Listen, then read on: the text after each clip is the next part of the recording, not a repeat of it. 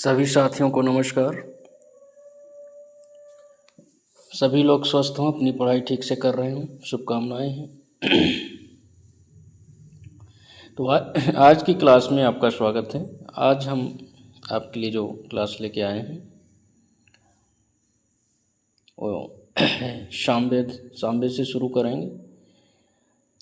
हम लोग जो है ऋग्वेद के विषय में कर लिए थे और इसके अलावा यजुर्वेद भी हो गया था, और आज जो है हम लोग सामवेद को पढ़ेंगे। तो सामवेद में शाम का जो अर्थ है, शाम का अर्थ संगीत अथवा गान होता है। इसमें यज्ञों के अवसर पर गाए जाने वाले मंत्रों का संग्रह है। तो शाम का अर्थ संगीत अथवा गान होता है और इसमें यज्ञों के अवसर पर गाए जाने वाले मंत्रों का संग्रह है। जो व्यक्ति इन मंत्रों को गाता था उसे उद्गाता कहा जाता था। तो जो व्यक्ति इन मंत्रों को गाता था उसे उद्गाता कहा जाता था। आगे देखिए, सामवेद में 1875 मंत्र हैं, जिसमें 1804 मंत्र ऋग्वेद से लिए गए हैं। तो सामवेद में 1875 मंत्र हैं, जिसमें 1804 मंत्र जो है ऋग्वेद से लिया गया है। सामवेद का प्रथम दृष्टा जो है जैमिनी को माना जाता है, जिसका विस्तार बाद में जो है आचार्य शुकर्मा ने किया। सामवेद की प्रमुख शाखाएं हैं, एक तो गौतमी, जैमिनी और रणायनी है। तो सामवेद की प्रमुख शाखाएं गौतमी, जैमिनी और रणायनी हैं। गीता में भगवान कृष्ण ने अपने को वेदों में सामवेद कहा है। गीता में भगवान कृष्ण ने अपने को वेदों में सामवेद कहा है। सामवेद को भारतीय संगीत का मूल कहा जाता है। तो सामवेद को भारतीय संगीत का मूल कहा जाता है। आगे देखिए, अथर्ववेद। तो अथर्ववेद में कुल जो है 20 कांड हैं। अथर्ववेद में कुल 20 कांड हैं, 731 सूक्त हैं, 5987 मंत्रों का संग्रह है, जो लगभग 6000 कहा गया है। अथर्ववेद में 1200 मंत्र ऋग्वेद से लिए गए हैं। तो अथर्ववेद के जो 1200 मंत्र हैं उन्हें ऋग्वेद से लिया गया है। अथर्ववेद में मानव जीवन को दुख रहित बनाने के लिए अनुष्ठानों का उल्लेख मिलता है। तो अथर्ववेद में मानव जीवन को दुख रहित बनाने के लिए अनुष्ठानों का उल्लेख मिलता है। अथर्ववेद की 2 शाखाएं उपलब्ध हैं, जिसमें पिप्लाद और शौनक है। अथर्ववेद की 2 शाखाएं उपलब्ध हैं, पिप्लाद और शौनक। अथर्वा, तो अथर्वा नामक ऋषि प्रथम रचयिता होने के कारण इसे अथर्ववेद कहा गया है। आगे देखिए, अंगरीष ऋषि इसके दूसरे रचयिता होने के कारण इसे अथर्वा गिरस वेद कहा गया है। अथर्वा गिरस वेद कहा गया है। गोपद ब्राह्मण में इसे अथर्वा गिरस वेद ही कहा गया है। तो गोपद ब्राह्मण में भी इसे अथर्वा गिरस वेद कहा गया है। इसमें यज्ञ संबंधी ऋचाएँ हैं। ब्रह्म विद्या विषय होने के कारण इसे ब्रह्मवेद भी कहा जाता है। अथर्ववेद को औषधियों के कारण भैषज वेद, पृथ्वी सूक्त वर्ण के कारण इसे मही वेद भी कहा जाता है। तो अथर्ववेद को जो है अथर्ववेद, अथर्वा गिरस वेद, ब्रह्मवेद, भैषज वेद और मही वेद के नाम से जाना जाता है। आगे देखिए, अथर्ववेद के पृथ्वी सूक्त में भूमि माता है तथा मैं पुत्र हूँ का वर्णन मिलता है।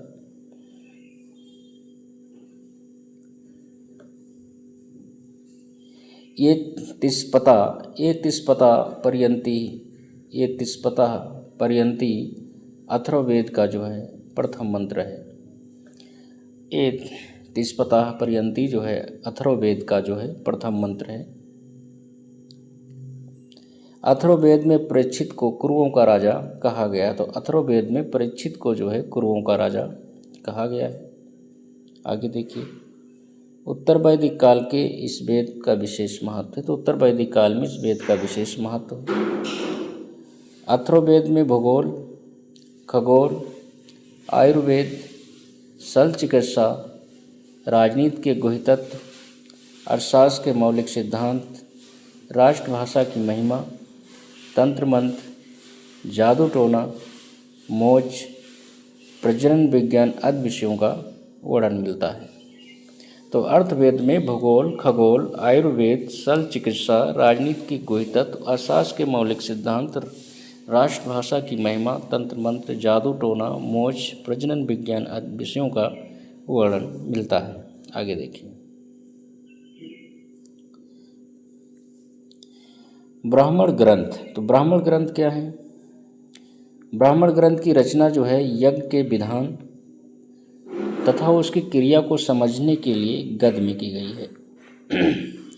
तो ब्राह्मण ग्रंथों की रचना जो है यज्ञ के विधान तथा उसकी क्रिया को समझने के लिए गद्य में की गई है। इसका जो प्रधान विषय है तो यज्ञों का प्रतिपादन तथा उनकी विधियों की व्याख्या करना है। तो ब्राह्मण ग्रंथों की रचना जो है यज्ञ के विधान तथा उसकी क्रिया को समझने के लिए गद्य में मतलब सरल भाषा में किया गया है, और इसका जो प्रधान विषय है तो यज्ञों का प्रतिपादन करना और उनकी विधियों की व्याख्या करना जो है।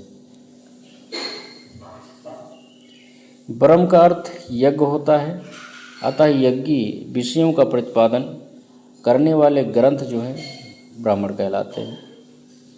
तो ब्रह्म का अर्थ यज्ञ होता है, अतः यज्ञी विषयों का प्रतिपादन करने वाले ग्रंथ ब्राह्मण कहलाते हैं।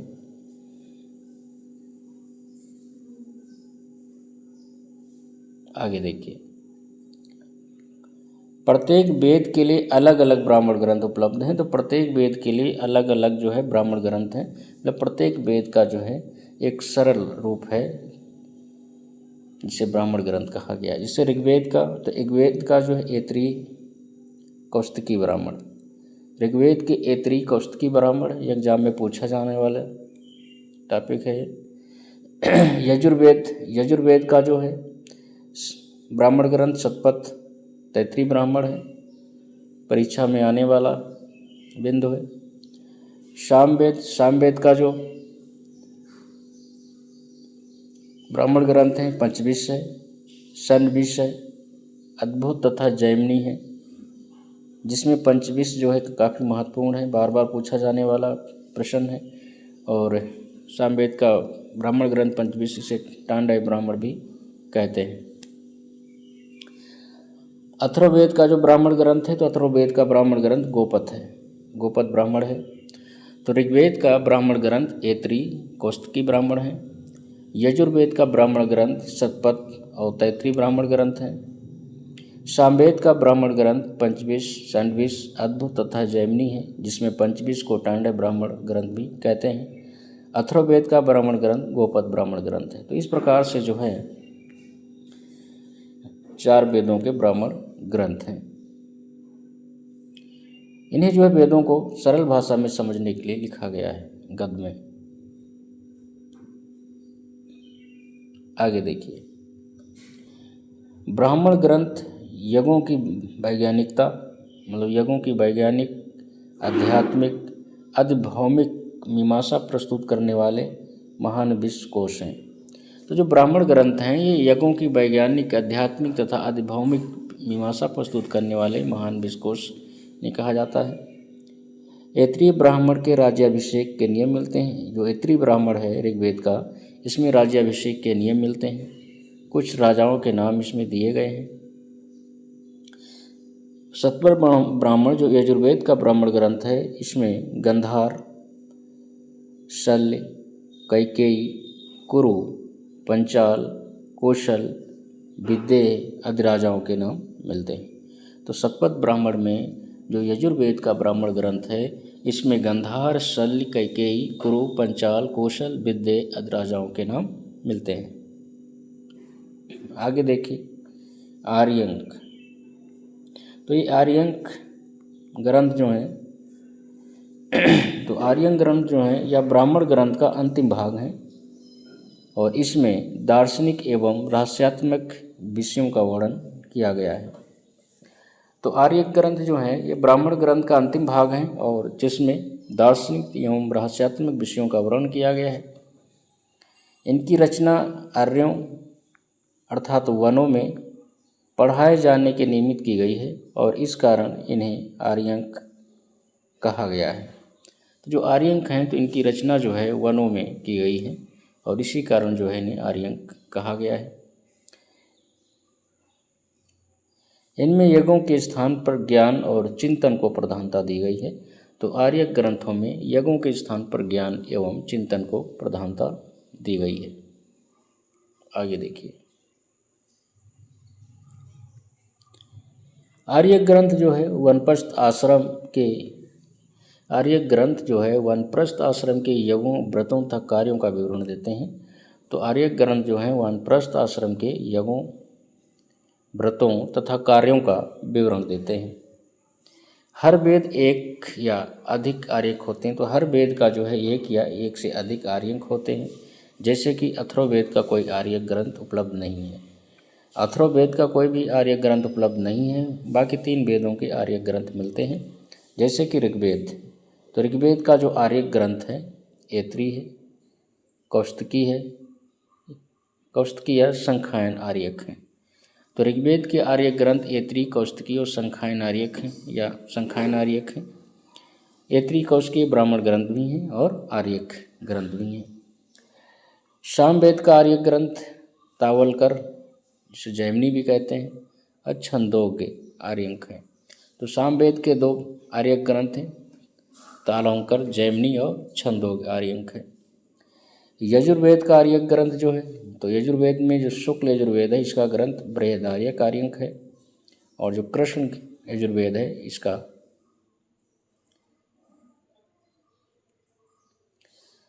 तैत्तिरीय और मैत्रेयी आर्यक हैं। तो इस प्रकार से वेदों के जो है आर्यक ग्रंथ हैं। आगे देखिए उपनिषद। तो उपनिषद क्या है? वैदिक साहित्यों के अंतिम भाग उपनिषद है। वैदिक साहित्य का जो अंतिम भाग है वो उपनिषद है, जिन्हें वेदांत भी कहा जाता है। तो वैदिक साहित्य के अंतिम भाग उपनिषद हैं, जिन्हें वेदांत भी कहा जाता है। उप का अर्थ समीप और निषद का अर्थ बैठना है, अर्थात जिस रहस्य विद्या का ज्ञान गुरु के समीप बैठकर प्राप्त किया जाता है उसे उपनिषद कहते हैं। तो वैदिक साहित्य के अंतिम भाग उपनिषद हैं, जिन्हें वेदांत भी कहा जाता है। उप का अर्थ समीप अथवा निषद का अर्थ बैठना है, अर्थात जिस रहस्य विद्या का ज्ञान गुरु के समीप बैठकर प्राप्त किया जाता है उसे उपनिषद कहते हैं। आगे देखिए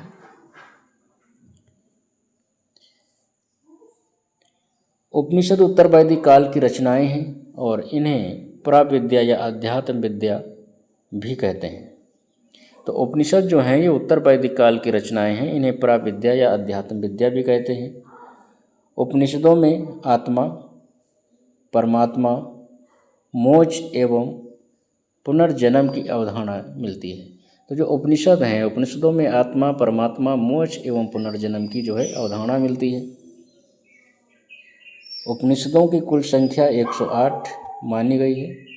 तो जो उपनिषद हैं, तो उपनिषदों की जो कुल संख्या है वो 108 मानी गई है, जिसमें 12 जो है प्रमाणिक उपनिषद हैं।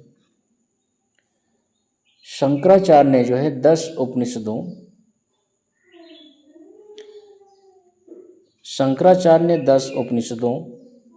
ईश, केन, कंठ, प्रश्न, मुंडक, मांडुक्य, तैत्तिरीय, ऐत्रीय, छंदोग्य, बृहदारण्यक पर अपना भाष्य लिखा है। तो शंकराचार्य ने 10 उपनिषदों पर जो है अपना एक भाष्य लिखा है, मतलब टीकाएं लिखी हैं। आगे देखिए बुद्ध से पूर्व रचित उपनिषद, जो बुद्ध से पूर्व उपनिषद मिलते हैं वो ऐत्री हैं, तैतरी हैं, बृहदारण्यक हैं और छंदोक तथा केन उपनिषद है।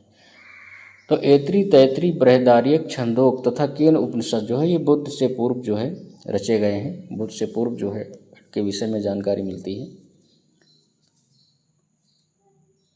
उपनिषद क्या है? ये यज्ञ कर्म कांडों तथा पशु बलि की निंदा करते हैं। जो उपनिषद हैं वो यज्ञ कर्म कांडों तथा पशु बलि की निंदा करते हैं। उपनिषदों की भौगोलिक स्थिति मध्य देश के कुरु पंचाल से लेकर विदेह मिथिला तक। तो उपनिषदों की जो भौगोलिक स्थिति है ये मध्य देश के कुरु पंचाल से लेकर विदेह मिथिला तक मिलती है। ठीक है। प्रमाणिक 12 उपनिषद कौन से हैं? तो प्रमाणिक 12 उपनिषद देख लेते हैं। ऐत्रीय उपनिषद, तैत्रीय उपनिषद, बृहदारण्यक उपनिषद, छंदोक उपनिषद, केन उपनिषद, कंठ उपनिषद, श्वेताश्वर उपनिषद, ईश उपनिषद, मुंडक उपनिषद, प्रश्न उपनिषद, मैत्रायणी उपनिषद और मांडव्य उपनिषद। तो ये 12 उपनिषद जो है प्रमाणिक उपनिषद हैं। ऐत्री, तैतरी, बृहदारण्यक, छंदोक, केन, कंठ, श्वेताश्वर, ईश, मुंडक, प्रश्न, मैत्रायणी और मांडव्य, ये क्या है? 12 जो है प्रमाणिक उपनिषद हैं। उपनिषद जो है गद्य व पद दोनों में लिखे गए हैं। तो उपनिषद गद्य और पद दोनों में लिखे गए हैं। वेदांग के विषय में जान लेते हैं। तो वेदांग जो उपनिषदों का अंतिम भाग है। वेदांगों की संख्या कितनी है? 6 है। वेदांग कितने हैं? 6 हैं। ये गद्य सूत्र के रूप में लिखेंगे। ये गद्य में जो है सूत्र रूप में लिखे गए हैं, जिसमें शिक्षा है, कल्प है, व्याकरण है, निरुक्त है और छंद है। तो शिक्षा जो है वैदिक स्वरों में शुद्ध उच्चारण हेतु किया गया है। शिक्षा जो है शिक्षा जो है इसमें वैदिक स्वरों के शुद्ध उच्चारण हेतु इसकी रचना की गई है। कल्प जो है जिसमें विधि और नियमों का उल्लेख मिलता है। जो कल्प है इसमें विधि और नियमों का उल्लेख मिलता है। व्याकरण है इसमें नामों एवं धातुओं की रचना, उपसर्ग, प्रत्यय, समास और संधि आदि के प्रयोग के नियम बताए गए हैं। तो वेदांग में जो व्याकरण है, व्याकरण में इसमें धातुओं की रचना, उपसर्ग, प्रत्यय, समास, संधि आदि के प्रयोग के नियम बताए गए हैं। निरुक्त जो है इसमें शब्दों की व्युत्पत्ति हेतु नियम तथा भाषा विज्ञान संबंधी जानकारी है। तो जो निरुक्ति वेदांग है इसमें शब्दों की व्युत्पत्ति हेतु नियम तथा या भाषा विज्ञान से जानकारी हेतु है, से संबंधित है। छंद, तो छंद जो है वैदिक साहित्य में गायत्री, तिष्टुप, जगति, बृहति आदि छंदों का प्रयोग हुआ है। तो वैदिक साहित्य में गायत्री, त्रिष्टुप, जगति, बृहति आदि छंदों का प्रयोग किया गया है। तो ये 6 वेदांग। वेदांग आपके कितने हैं? 6 हैं, जिसमें शिक्षा, कल्प, व्याकरण, निरुक्त और छंद हैं। तो वेदांगों की संख्या कितनी है? 6 है।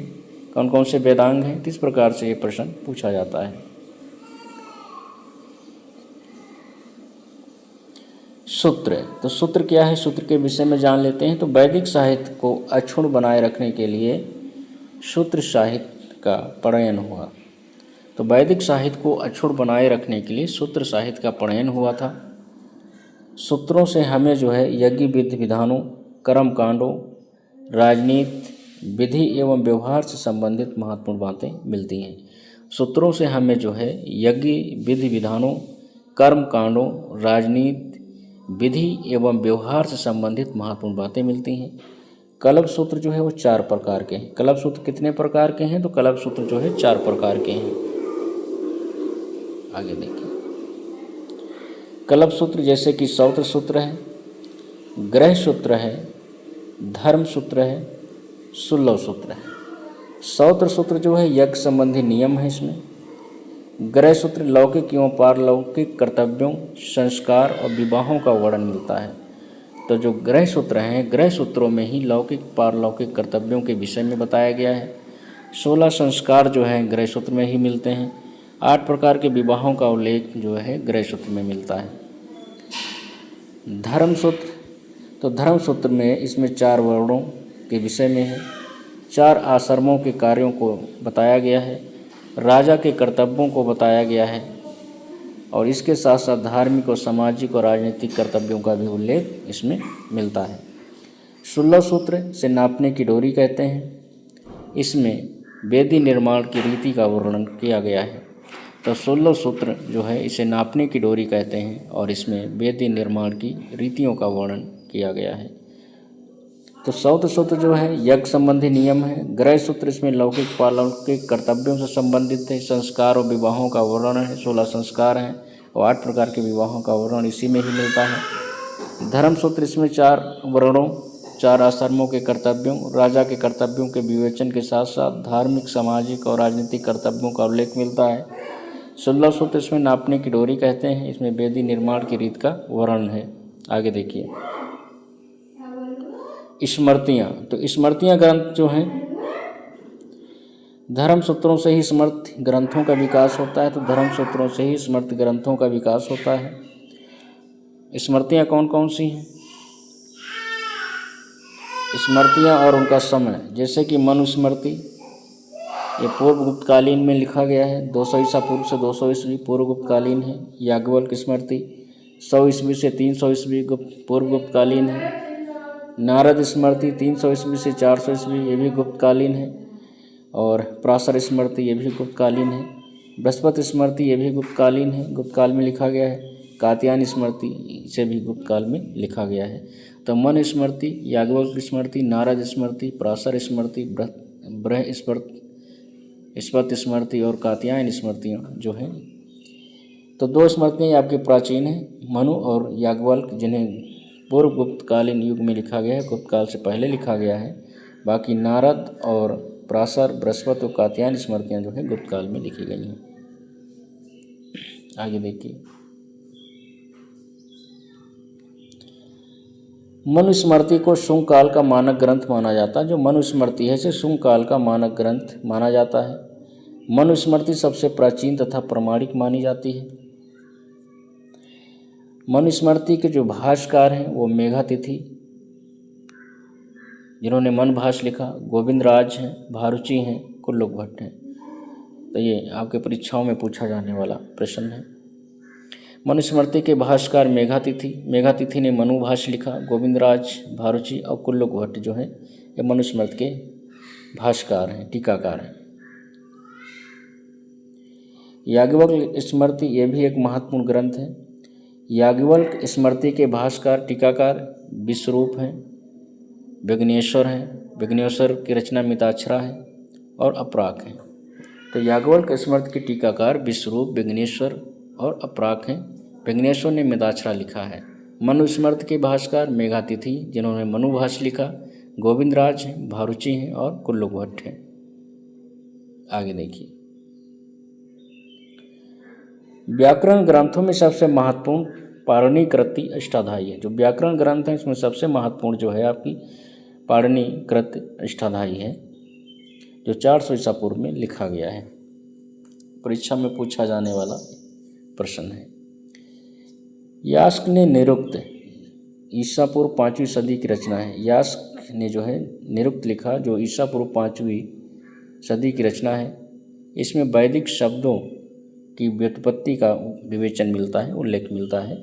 तो निरुक्त में जो है वैदिक शब्दों की व्युत्पत्ति का उल्लेख मिलता है। आगे देखिए पुराणों के विषय में देख लेते हैं। तो पुराण जो है पुराण का शाब्दिक अर्थ प्राचीन आख्यान होता है। पुराण का शाब्दिक अर्थ क्या है? प्राचीन आख्यान है। अथर्ववेद में 4 वेदों के बाद पुराण का उल्लेख है। तो अथर्ववेद में 4 वेदों के बाद पुराण का उल्लेख है। पुराणों के रचयिता लोमहर्ष अथवा उनके पुत्र उग्र सर्वा माने जाते हैं। तो पुराणों के रचयिता लोमहर्ष अथवा उनके पुत्र उग्र सर्वा माने जाते हैं। पुराणों की संख्या 18 है। जिसमें मत्स्य पुराण है, मार्कंडेय पुराण है, भविष्य पुराण है, भागवत पुराण है, ब्राह्मण पुराण है, ब्रह्मवैवर्त पुराण है, ब्रह्म पुराण है, वामन पुमार है, वराह है, विष्णु है, वायु है, अग्नि है, नारद है, पद्म है, लिंग है, गरुड़ है, कूर्म है और स्कंद है। तो इस प्रकार से ये जो है 18 पुराण है। मत्स्य, मार्कंडेय, भविष्य, भागवत, ब्राह्मण, ब्रह्मवैद, ब्रह्म, वामन, वराह, विष्णु, वायु, अग्नि, नारद, पद्म, लिंग, गरुड़, कूर्म तथा स्कंद। तो इस प्रकार से 18 पुराणों के विषय में जानकारी मिलती है। पुराणों में जो मत्स्य पुराण है सबसे प्राचीन और प्रामाणिक है। पुराणों से कुछ राजवंशों के विषय में भी जानकारी मिलती है। तो जैसे कि विष्णु पुराण, तो विष्णु पुराण में मौर्य वंश से संबंधित जानकारी मिलती है। मत्स्य पुराण, तो मत्स्य पुराण में आंध्र सातवाहन युग या शुंग वंश के विषय में जानकारी मिलती है। वायु पुराण से गुप्त वंश के विषय में जानकारी मिलती है।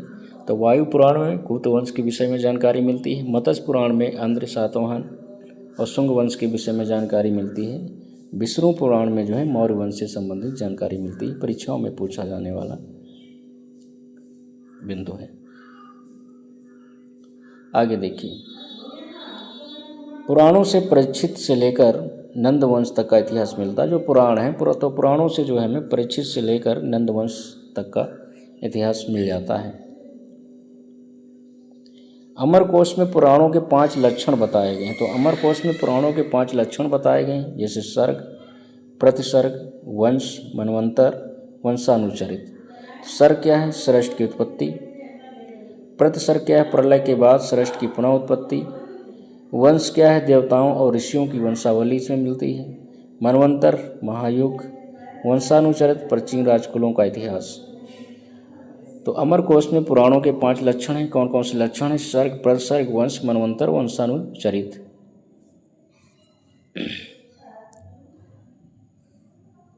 जिसमें ऐतिहासिक दृष्टि से जो है वंशानुचरित का विशेष महत्व है। तो आज की क्लास हम लोग यहीं तक रखते हैं, जिसमें आज हम लोगों ने जो है सामवेद, अथर्ववेद, उपनिषद, पुराण, स्मृतियाँ सारा कुछ पढ़ लिया है। देखने के लिए धन्यवाद। मेरे चैनल को सब्सक्राइब करें, लाइक करें और शेयर करें। मिलते हैं अगली क्लास में।